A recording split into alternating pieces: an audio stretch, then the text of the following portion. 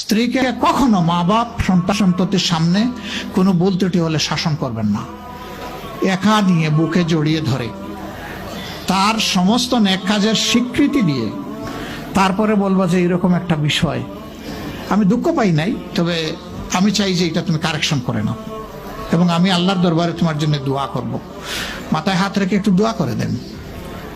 এর চাইতে বড় আর কোনো শাসন হয় না। কিন্তু আপনি যদি মাকে খুশি করতে গিয়ে মায়ের সামনে তাকে ধমক দেন, তার ব্যক্তিত্বের উপর আপনি তীর ছুঁড়েছেন, আঘাত দিয়েছেন, সে ফুঁসে উঠবে। সে বলবে সব উজাড় করে তোমার এই সংসারে দিলাম, আজকে তুমিই না আমাকে এইভাবে বেইজ্জত করলে। সে মানুষ তো, তার মানবিক রিয়াকশন হবে। কাজ করবো না আমরা কেউ। আমাদের জীবনের অংশ, আমাদের হাড়ের অংশ, আমাদের কলিজার অংশকে আমরা সেইভাবে সম্মান দিব ইনশাআল্লাহ। আমরা ভালোবাসবো সে আমার স্ত্রী, আমরা শ্রদ্ধা করবো সে আমার সন্তানের মা। স্ত্রী হিসাবে ভালোবাসা পাবে, মায়ের জাতি হিসাবে সুসম্মান পাবে। এই দুইটা ব্যালেন্স করে যদি আমরা চলি, গড় হবে জান্নাতের টুকরা ইনশাআল্লাহ।